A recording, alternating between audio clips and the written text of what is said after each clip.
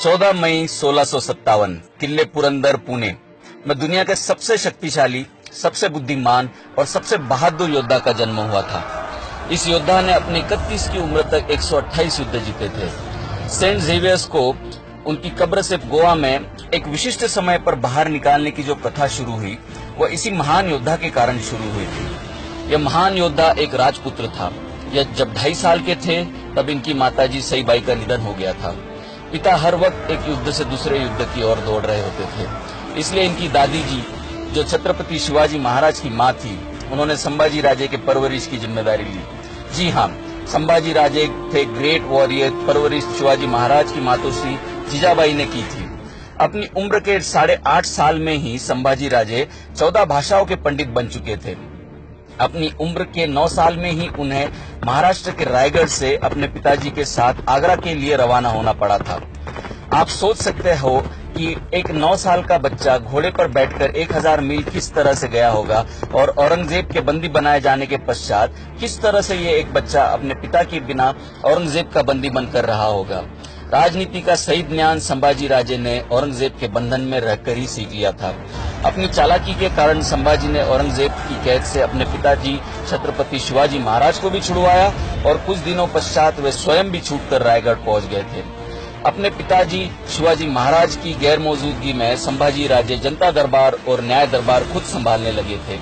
संभाजी महाराज का दिया हुआ हर फैसला जनता ने अपने सर आंखों पर उठाए रखा।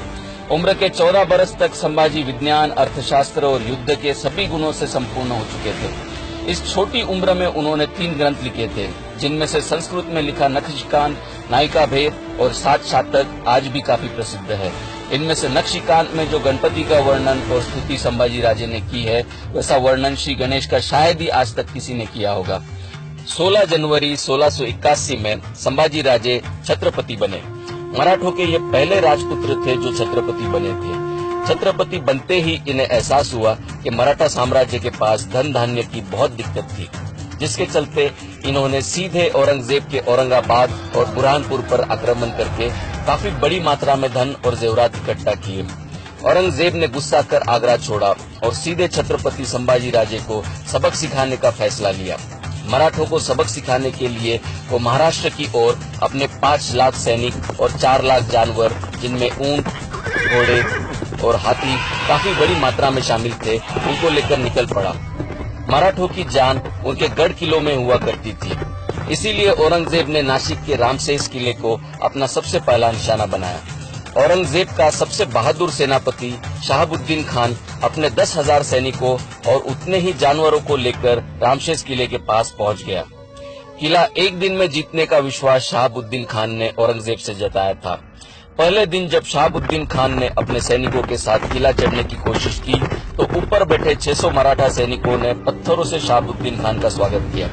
अगले 2 साल शहाबुद्दीन खान कोशिश करता रहा। उसके पश्चात औरंगजेब ने शहाबुद्दीन खान को लौटने का आदेश दिया। औरंगजेब ने अपने अगले सेनापति फतेह खान को रामसेस जीतने के लिए भेजा। वह अपने साथ 20,000 सैनिकों को लेकर आया। फतेह खान की तरकीबें शहाबुद्दीन खान से काफी अलग थी। फतेह खान कभी मांत्रिक के जरिए ऊपर चढ़ने की कोशिश करता, तो कभी तोपों की मदद से किले को जीतने की कोशिश करता। रात के सन्नाटे में मराठे कभी नीचे आकर बम गोले चुरा कर ले जाते, तो कभी नीचे आकर तोपों को आग लगा देते। जब फतेह खान ने तोपें दागने के लिए 1000 फीट ऊंचा जंगल की लकड़ियों को एक के ऊपर एक लगाकर तख्ता बनाया, तो मराठों ने रात के अंधेरे में उसे भी जला दिया। वो शायद दुनिया की सबसे बड़ी होली रही होगी, जिसका धुआं और आग कई 100 मीलों तक देखा गया था। औरंगजेब के कई सेनापति लगातार 6 साल तक जूझते रहे, तिल मिलाते रहे रामसेस किले के लिए, लेकिन 600 मराठों ने उन्हें रोके रखा। इस बीच संभाजी कई युद्ध जीतते चले गए।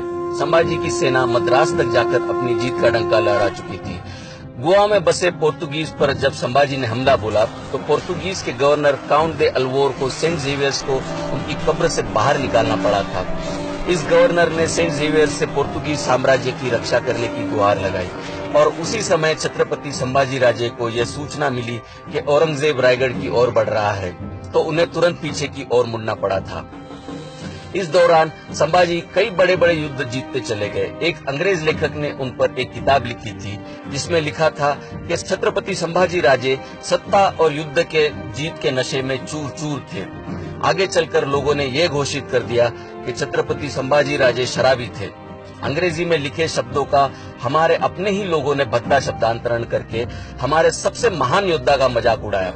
न्याय प्रविष्ट छत्रपति संभाजी राजे ने कुछ कठोर फैसले ऐसे भी लिए थे जिसके कारण उनके एक मंत्री मल्हार चिटनिस बहुत ज्यादा क्रोधित थे। इस मल्हार चिटनिस ने संभाजी को नशेड़ी और औरतों का शौकीन और मराठों पर कलंक ऐसा लिख दिया।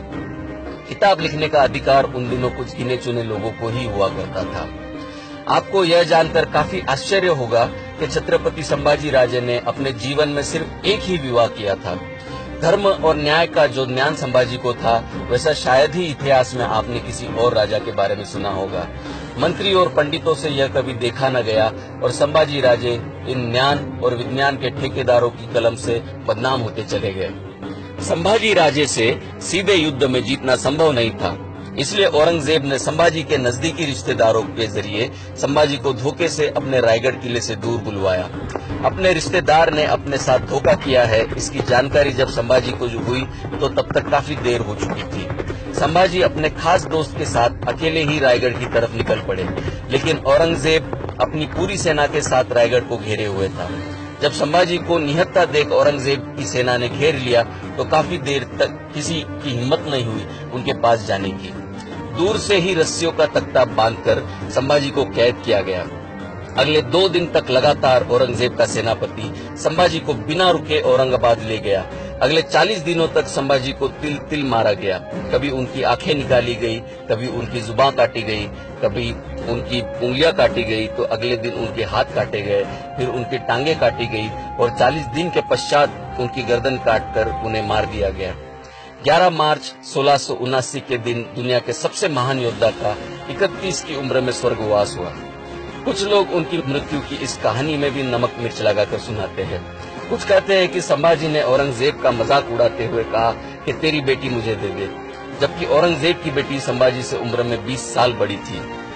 कुछ लोग यह कहते हैं कि संभाजी ने मंजुला और कमला नाम की लड़कियों का चीर हरण किया, जिसके कारण कमलाबाई ने आत्महत्या कर ली। अगर इतिहास में झांक कर देखा जाए तो कमला नाम की औरत की पुष्टि होती है, जो संभाजी महाराज की मृत्यु के 12 साल बाद उसका निधन हुआ, और वह भी संभाजी महाराज से बहुत ज्यादा बड़ी थी। झूठी कहानियों के जरिए हम सबको बहकाया गया, फंसाया गया। एक महान हिंदू और मराठा राजा को बदनाम किया गया, जबकि वो दुनिया का सबसे बेहतरीन, सबसे बुद्धिमान और बहादुर योद्धा था।